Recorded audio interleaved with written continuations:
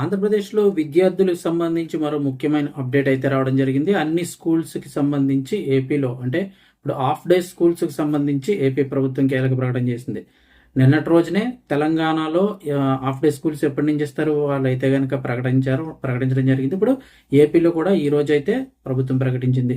ఎప్పటి నుంచి ఏంటి చూసుకున్నట్టయితే కనుక ప్రస్తుతం ఎండల తీవ్రత పెరుగుతున్న క్రమంలో రాష్ట్ర విద్యార్థులందరికీ కూడా ఏపీ ప్రభుత్వం శుభవార్త చెప్పింది.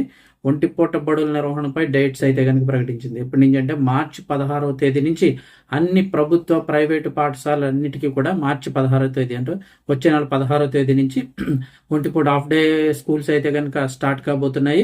టైమింగ్స్ చూసుకున్నట్టయితే ఉదయం 8 గంటల నుంచి మధ్యాహ్నం 12:30 గంటల వరకు కూడా స్కూల్స్ అయితే రన్నింగ్ అవుతాయి. ఆ తర్వాత 12:30 దాటిన తర్వాత భోజనం పెట్టేసి వాళ్ళకి అంటే ప్రభుత్వ పాఠశాలలు ఎవరైతే ఉంటారో వారందరికీ కూడా భోజనం పెట్టేసి ఆ తర్వాత ఇంటికి పంపిస్తారు. ఉదయం 8 నుంచి మధ్యాహ్నం 12:30 వరకు పాఠశాలలు నడుస్తాయి. ఇక అలాగే ఇక్కడ ఏంటంటే 10వ తరగతికి కొంచెం సెంటర్స్ అయితే ఇస్తూ ఉంటారు.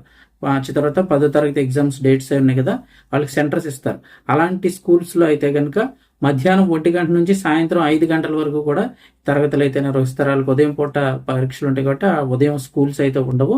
మధ్యాహ్నం 1 గంట నుంచి సాయంత్రం 5 గంటల వరకు ఈ తరగతులు అయితే నిర్వహించడం జరుగుతుంది.